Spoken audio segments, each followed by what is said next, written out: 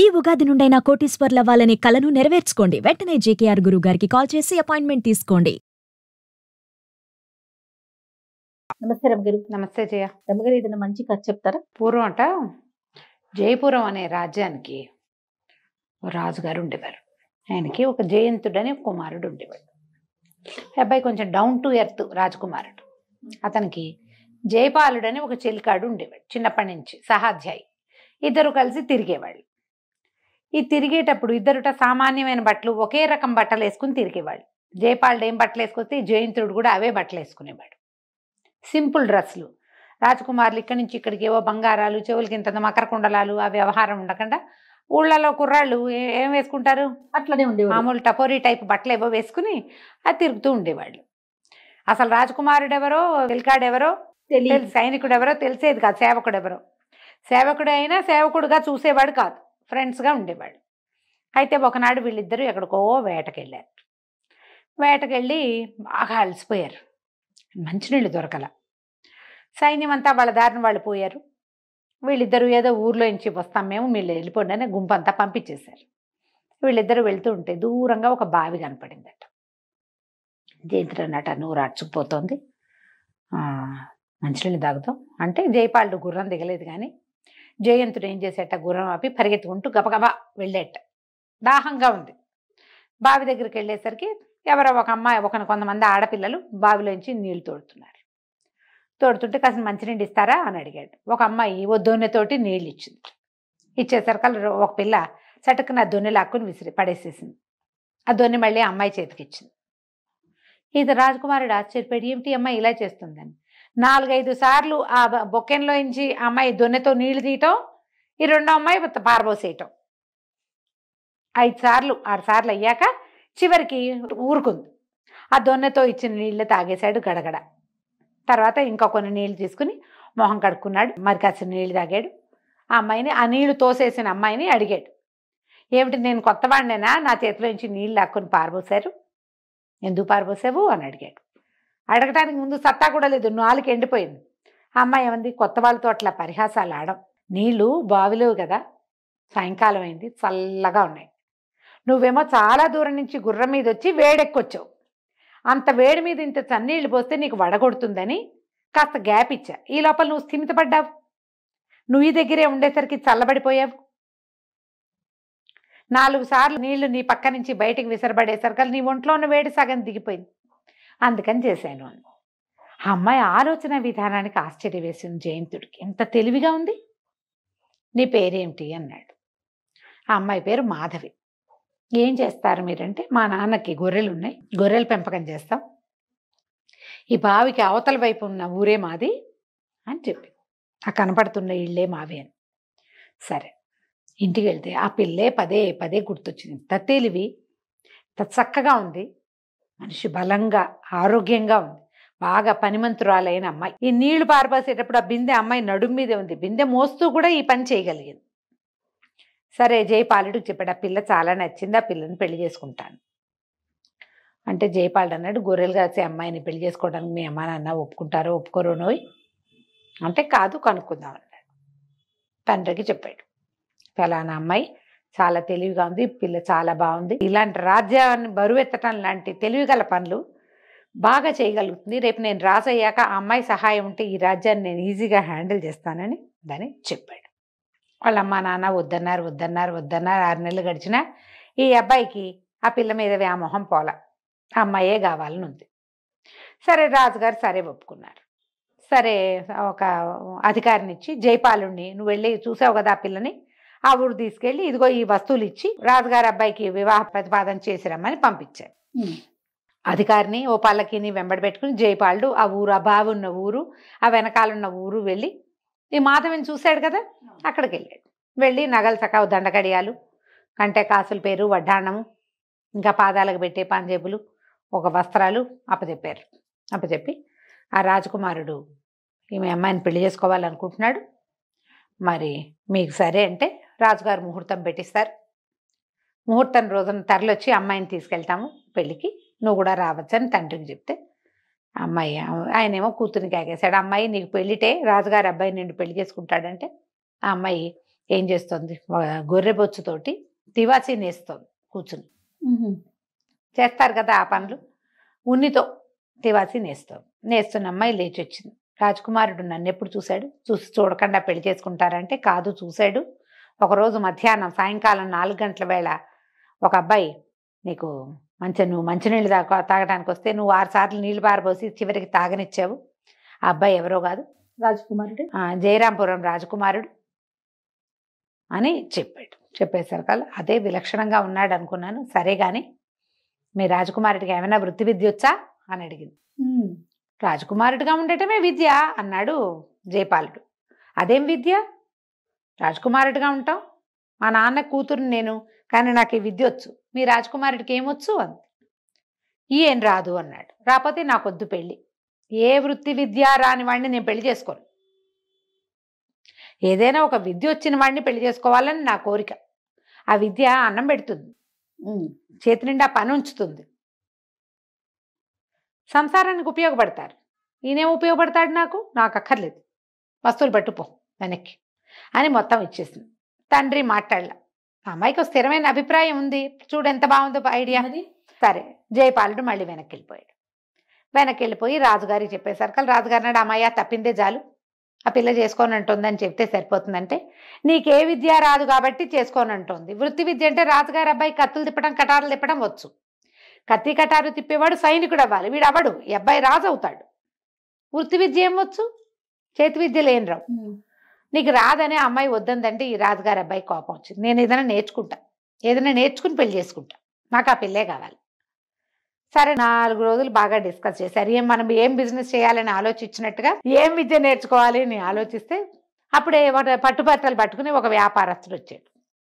ఇది చాలా ప్రత్యేకమైన విద్య అండి, ఈ బట్టలు నేయటం అని చూపించాడు. అప్పుడు ఈయన ఏం చేశాడు రాజుగారు, సరేలే ఏవో మామూలు పిచ్చి విద్యలు ఏం నేర్చుకుంటాడు రాజకుమారుడు అని చెప్పి సరిగతోటి వస్త్రం అల్లటం. సరిగ అంటే అదే ప్యూర్ పట్టు, జరీ, బంగారపు జరీతోటి వస్త్రం నేయటం, అది నేర్పించారు. ఎవరినో 4 మనుషుల్ని పిలిపించి. సరే ఆ అమ్మాయికి ఒక వస్త్రం నేసి పంపించాడు రాజకుమారుడు. గిఫ్ట్ చేసి, ఇది వేయటానికి వచ్చు నాకు, నువ్వు నన్ను పెళ్లి చేసుకోవచ్చు అని. సరే ఒక వృత్తి విద్య అయినా వచ్చిందిలే, తానంతట తనే వచ్చాడు, కుర్రాడు బాగున్నాడని మాధవి పెళ్లి కొప్పుకుంది. మాధవిదేవినిచ్చి జయంతుడికి పెళ్లి చేశారు. ఈ పెళ్లి సందడి సమయంలో జయపాలుడు కనపడకుండా పోయాడు. ఈ అబ్బాయి భార్యతో హడావిడిలో ఈ పెళ్లిళ్ళలు తర్వాత చేసే కార్యక్రమాలు వ్యవహారాల్లో మునిగిపోయాడు. జయపాలుడు ఏడంటే రాలేదండి. 10 రోజులు గడిగాక జయపాలుడు ఏడంటే కనపట్టలేదండి అన్నారు. జయపాలుడు కనపడలా. సరే ఈ లోపల ఏమైంది, రాజుగారు మేము తీర్థయాత్రలకు వెళ్తాం, ఇక నువ్వు పట్టాభిషేకం చేసుకోమన్నారు. పెళ్ళై 1 సంవత్సరం 2 ఏళ్ళు అయింది, జయపాలుడు లేడు. సరే ఇక అయిపోయింది ఆ కథ.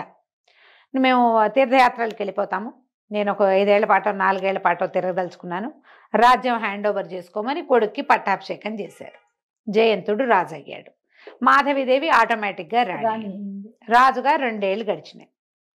గడిచాక ఒకనాటి రాత్రి వీళ్ళు భోజనాలు చేస్తుంటే ఈ చేలికత్తెలు ఊళ్ళో సాధక బాధకాలు ఏవో చెప్తున్నారు. ఈ అమ్మాయి అంతా విని, ఏమంటే ఇవన్నీ ప్రాబ్లమ్స్ మీకు తెలుసా అంటే ఇతను ఏమన్నాడు, ఇది వరకు తెలిసేవి, జయపాలుడు నేను చిన్నప్పటి నుంచి రోడ్ల మీద పడి తిరిగేవాళ్ళం, ఏ ఊర్లో ఏమున్నాయి ఏ ఊళ్ళో ఏం జరుగుతుందో తెలుసుకునే వాళ్ళము, అలాగే కదా మీ ఊళ్ళో బాగుంది, బావి దగ్గర మాధ ఉందని తెలుసుకున్నాను, కానీ ఇప్పుడు వెళ్ళకపోవటం వల్ల నేనేం తెలుసుకోలేకపోతున్నా, రాజునయ్యాక నా వల్ల కాదు, నాకు ఎవరైనా చెప్పాలి అనేసరికల్లా ఈ అమ్మాయి ఏమంది, ఇట్లా కాదు, మంది అంత పెద్దది కాదు చిన్నది కాదు రాజ్యం, మీరు కొన్నాళ్ళు దేశాటం చేసి రండి, 4 తెలుసుకోండి ఏ ఊళ్ళల్లో ఏ సమస్యలు ఉన్నాయి, ఎక్కడ నీళ్లు లేవు, ఎక్కడ నీళ్లు ఉన్నాయి, ఎవరికి చెరువులు పూడిపోయినాయి, ఎవరి ఊళ్ళల్లో మంచినీళ్ళు రావట్లేదు, ఎక్కడ కులాల మధ్య కొట్లాటలు ఉన్నాయి, ఎక్కడ ఏ వృత్తులు ఉన్నాయి తెలుసుకోవాలి, తెలుసుకుని రాజ్యపాలన చేస్తే బాగుంటుందండి అనేసరికి తను అన్నాడు జయంతుడు, నేను వెళ్తే ఈ రాజ్యం ఎట్లా అంటే నేను హ్యాండిల్ చేస్తా, మీరు వెళ్ళిరండి నేను చూస్తా కదా అనేసరికి సరేనని ఒప్పుకున్నాడు. మాధవీదేవి రాజ్యం చూసేటట్టు, జయంతుడు దేశాటం చేసేటట్టు. సరే ఇతను దేశాటానికి వెళ్ళాడు. కొన్ని ఊర్లు వెళ్ళాక ఒక ఊర్లో ఒకనాటి రాత్రి అతను ఉండగా ఒక చెట్టు కింద కూర్చున్నాడు, ఏదో కొద్దిగా ఆహారం తెచ్చుకున్నాడు, తెచ్చుకున్న ఆహారం తింటున్నాడు. తింటుంటే ఒక యోగి ఒక ఆయన వస్తున్నాడు. జనాలంతా గబగబా దుప్పట్లు పరిచారు నేల మీద ఆయన నడవడానికి. వాటి మీద నడిచొస్తున్నాడు. మరి ఓ రచ్చబండ మీద పెద్ద తివాచి వేసి కూర్చోబెట్టారు. ఎవరు ఏమిటి అని అంటే ఈయన శక్తి యోగి, ఈయన మామూలు వాడు కాదు. ఈయన నేల మీద నడవడు, క్రిమికీటకాలు అవి చనిపోతాయని చాలా పవర్ఫుల్. ఎవరికైనా పని చూపిస్తాడు ఈయన. ఈ శిష్యులందరూ కూడా చాలా గొప్పవాళ్ళు. ఈయన ఒక పూజారి అని చెప్పారు. ఈ శక్తిపథం అనే ఒక దేవాలయం ఉందని, అక్కడ ఆ గ్రామంలో వీళ్ళంతా ఉంటారని, ఇలా ఊర్లలోకి వచ్చి మనకందరికీ వరాలు ఇస్తాడు, మంచి మాటలు చెప్తాడు, స్పీచ్లు ఇస్తాడు. మోటివేషనల్ స్పీకర్ అనమాట ఆయన.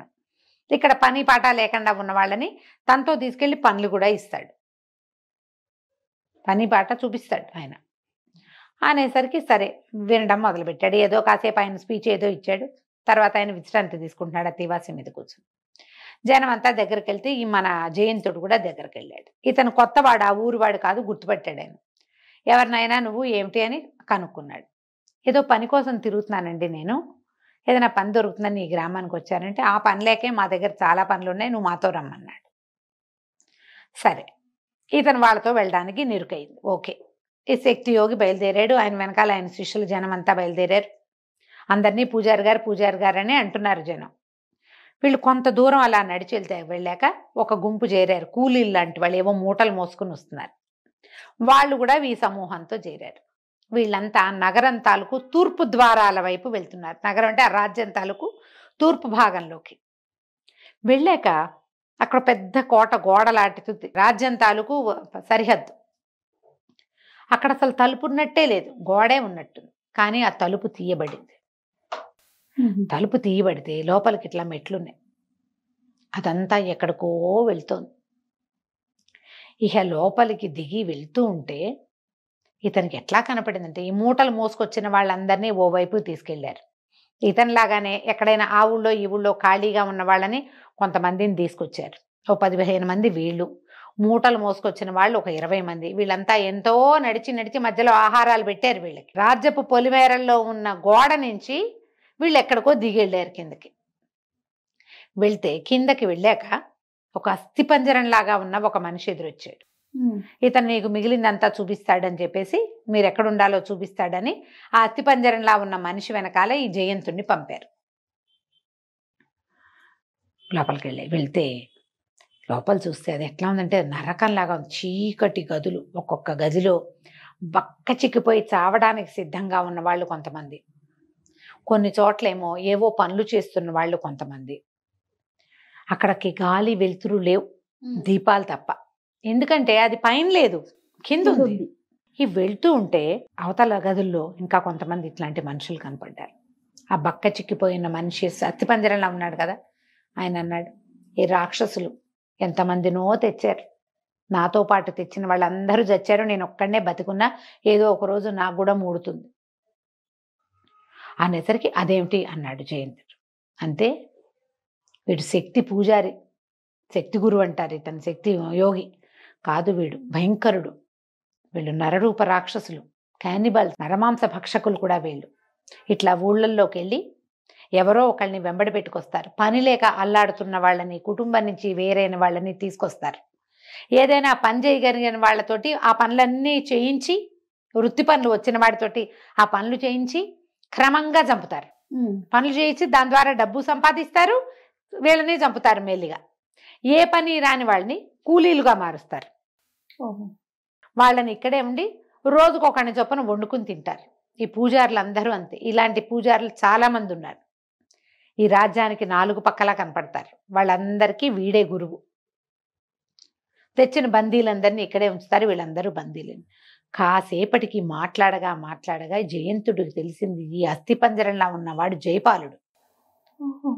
నేను జయంతుడిని చెప్తే గుండె పగిలి సస్తాడేమో అవిసిపోయి అని మాట్లాడకుండా ఊరుకుంటాడు, చెప్పడు. చెప్పకుండా ఈ జనాలందరినీ, ఇప్పుడు తీసుకొచ్చిన జనం అందరినీ ఓ చోటకి చేర్చాడు. చేర్చంగానే ఆ పూజారులు ఒక 5-6 వచ్చారు. మీలో ఎవరెవరికి ఏమేం పనులు వచ్చంటే ఇతను అన్నాడు, మిగిలిన వాళ్ళందరినీ నోటి మీద ప్రతి వాళ్ళని తట్టాడు, మాట్లాడద్దని. ఏం చెప్పాడు, బాబు సరిగతోటి వస్త్రాలు అల్లటం వచ్చండి మాకు, మీకొచ్చా మీకొచ్చా అంటే అన్నారు అందరూ. ఇతను అనిపించాడు. సరే దానికి ఏం ముడి కావాలి, దానివల్ల ఏమవుతుంది అంటే అది బంగారానికి 100 రేట్ వస్తుందండి. బంగారం తీగలు గనక తీస్తే ఆ తీగతో అల్లే వస్త్రానికి బంగారం 1 గ్రాము ఇంత ఖరీదైతే దానికి 10 100 రేట్ వస్తుంది ఆ వస్త్రానికి. ఎవరు కొంటారు? రాజుల ఇళ్లలో కొంటారండి బాగా. బంగారు వస్త్రాలు నేయచ్చు, నాకు ఆ పని వచ్చు అనేసరికి ఆ పూజారి అన్నాడు, నీకు ఏమేం సామాన్లు కావాలో చెప్పు, నీకేం కావాలో చెప్పు అంటే, సరే మొత్తం లిస్ట్ రాసిస్తానన్నాడు. అని చెప్తే సరేనండి ఇతని దగ్గర నుంచి దానికి కావలసిన పనిముట్లన్నీ తెప్పించారు. నెలలు గడిచినాయి. స్లోగా అవుతుంది నేత పని. ఇతను తనతో పాటు ఉన్న వాళ్ళందరినీ అటు ఇటు పోనివ్వాల. చిన్న పని పెద్ద పని, ఇది చుట్టండి, ఇవి లాగండి, పీకండి అని నేర్పించాడు. ఈ లోపల మరి ఆ వస్త్రాలు వచ్చే లోపల వీడు బతికుండాలి కదా, సామాన్లు వచ్చే లోపల ఇతనికి వచ్చిన ఆహారాన్ని పంచిపెట్టాడు అందరికీ. ఆ జయపాలుడు కూడా రోజు వీళ్లతో పాటు తినేవాడు. మొత్తం సామాన్లన్నీ వచ్చాక ఇతను నిదానంగా ఒక వస్త్రం నేసాడు. అందులో కోట గోడ దానికి తలుపు తీసినట్టుగా వేశాడు, పమిటలో బొమ్మ. అంచులో వరుసగా రాసుకొచ్చాడు. ఇక్కడ ఏం జరుగుతోందో, తమని ఎలా రక్షించాలో అందులో ఉంది. దీంట్లోంచి బయటపడడం వాళ్ళకి రాదు. అదే రాసి పెట్టాడు. ఇది అయితే ఏమైంది, ఏ పూజారి అయితే ఇతనితో దగ్గరుండి పని చేయించాడో వాడు అడిగాడు, ఎంత బాగుందో, మెరుస్తోంది, దీన్ని ఎట్లా ఏం చేయాలంటే, మన దేశపు రాజు ఉన్నాడు కదా, ఆ రాజు భార్యకి వస్త్రాలు చాలా ఇష్టం. వాళ్ళ దగ్గరికి వెళ్ళి అమ్మ చూపండి. రాణిగారి దగ్గరికి వెళ్తే మామూలుగా అయితే నీకు 10 వస్తుంది, అక్కడికి వెళ్తే 100 రేట్ వస్తుంది అనగానే ఆ పూజారి అన్నాడు, నువ్వు వస్త్రం వేసినట్టు ఎవరికి చెప్పద్దు అని చెప్పి ఆ డబ్బంతా వాడే సొమ్ము చేసుకోవాలనుకున్నాడు. వస్త్రాన్ని మడిచి పట్టుకెళ్ళాడు. పట్టుకెళ్తే రాణికే చూపించు, వేరే వాళ్ళకి చూపించద్దు, నీకు రేటు రాదు, వాడికి కావాల్సింది డబ్బులు కదా అని చెప్పాడు జయంతుడు. అయితే ఈ పూజారి ఏం చేశాడు, రాజుగారి కోట దగ్గరికి వెళ్ళాడు. వెళ్ళి రాణిగారికి ఏవో వస్త్రాలు తెచ్చానంటే, అక్కడికి అలవాటే ఎవరో ఒకళ్ళు వస్తూ ఉంటారు. రాణిగారి దగ్గరికి పంపించారు. పంపించేసరికల్లా తరిగ వస్త్రాన్ని ఆవిడ చేతిలో పెట్టాడు. ఆవిడేమో మడతలు విప్పకపోయేసరికల్లా ఏమంది, ఎంత రేటు ఏమిటి అని అడిగింది. అడిగితే ఇతను ఏదో రేటు చెప్పాడు. అంతెందుకు, అంత ఉందా అంటే, కాదండి మీరు కావాలంటే వస్త్రం అంతా విప్పి పరిశీలించండి, పంతానని చూస్తే మీకే తెలుస్తుంది అన్నాడు. ఏమిటో చూద్దామని ఊడదీస్తే ఏముంది, దాన్ని ఓ పక్కకి తిప్పితే జరి వెళ్ళింది, రెండో పక్కకి తిప్పితే అక్షరాలు కనపడుతుంది. ఏమిటో కనపడుతున్నాయి చూద్దామని చూస్తే ఆ పమిటంచులో ఇంతకీ ఈ నేసేటప్పుడు అతను కూడా చూడాలి, అప్పుడప్పుడు చూశాడు. ఆ మొత్తాన్ని ఎక్కడ చూస్తారు, వాడిని ఎదురుగుండా కూర్చోబెట్టి చూడకుండా ఈవిడేం చేసింది, లోపల తీసుకొచ్చి దాన్నంతా పరవాలి కదా. చూసేసరికి దీపం తీసుకురావే అనేసరికి ఒక చెలికత్తె దీపం పట్టుకొస్తే ఇంకేముంది, దీపపు వెలుగులో రాజకుమారుడంతా రాసి పెట్టాడు. నగరానికి మొత్తం రాజ్యానికి తూర్పు గోడ, అక్కడ ఇలా ప్రత్యేకంగా తడితేనే తలుపు తెరవబడుతుంది. ఆ లోపల మేము బందీలుగా ఉన్నాం, నాతో పాటు చాలా మంది ఉన్నారు, పెద్ద సైన్యంతో రా, ఇక జయపాలుడు కూడా ఇక్కడే ఉన్నాడు అని రాసింది. ఆ కోట గోడ తాలూకు గుర్తు క్లియర్గా ఆ దాని తాలూకు అంచులో పెద్దగా నేసి ఉంది. ఇవిడ వెంటనే ఏం చేసింది, ఉండండి డబ్బులు తెప్పిస్తానని మంత్రి గారిని పిలిపించింది, సర్వసైన్య అధ్యక్షుడిని పిలిచింది. వాళ్ళు రావటం ఏంటి, వీడిని పెడరక్కలు విరిచి కట్టేసి లోపల బారేశారు. వాడు పారిపోయేవాడే. అక్కడ బారేసి ఈ చెప్పిన దారి ప్రకారం అక్కడికి వెళ్ళారు. వెళ్ళేసరికి ఈ తలుపు కోట గోడలాగా ఉంది కదా, ఒక చోట ఎక్కడ తట్టాలో క్లియర్గా ఉంది దాని మీద. అక్కడ కొట్టేసరికల్లా తలుపు తెరుచుకొని లోపలికి వెళ్తే ఏముంది, లోపల అందరూ ఇవే, కొన్ని చోట్ల మానవ కంకాళాలు, అస్థిపంజరాలు. ఈ శక్తి యోగి పేరుతోటి ఉన్నవాడు ఈ రాజ్యానికి 4 పక్కల నుంచి మనుషులను తెచ్చి వాళ్ళకు ఒక కల్ట్ అక్కడ తయారవుతుంది అనమాట. కొంతకాలానికి వాళ్ళు పెరుగుతారు, రాజ్యం మీద మూకొమ్మడిగా కల్ట్లు ఇలాగేగా తయారవుతాయి. వాళ్ళందరినీ రెక్కలు విడిచి పట్టేశారు. రాజకుమారుణ్ణి జయపాలుని రక్షించారు, బయటికి తీసుకొచ్చారు. మొహాలు చూసుకున్నారు అప్పటికి వెలుగులో. మొహం చూసేసరికి జయపాలుడు, అయ్యో యువరాజా నువ్వేనా అని కావలించుకున్నాడు. ఇవాళ మాధవిదేవి మనని రక్షించిందంటే, మాధవిదేవి రక్షించలా, వృత్తి విద్య రక్షించింది. ఆ సరిగతో వస్త్రం చేయటాన్ని బలవంతంగా నేర్చుకోకపోతే క్లూ లేదు, ఇది ఎట్టా వస్తుంది. ఆవిడ కోసం అని బలవంతంగా నేర్చుకున్నాము, నేర్చుకున్న విద్య వల్లే ఇవాళ మనం బయటపడగలిగాము అని చెప్పి అప్పుడు రాజట ప్రతి వాళ్ళు వాళ్ళ వృత్తి విద్య నేర్చుకున్నాకే సైనికుడు అవ్వాలి. ఏదో ఒకటి ఏదో ఒకటి వాళ్ళు ఏ వృత్తుల్లో కుటుంబాల్లో నుంచి వచ్చారో వాడు సైనికుడైనా సరే వాడి సొంత విద్య వాడికి రావాలి. కుండలు చేసేదో బొమ్మలు చేసేదో అది రాకుండా వచ్చేయకూడదు. సైన్యంలోకి వచ్చిన అధికారైనా సరే వాడికి వృత్తి విద్య వచ్చి ఉండాలి అని చెప్పి చాటింపు వేయించారు. కథ కంచికి మనం ఇంటికి. ఎంత బాగుందో రమ్మగారు కదా. నమస్తే అండి. నమస్తే జయ.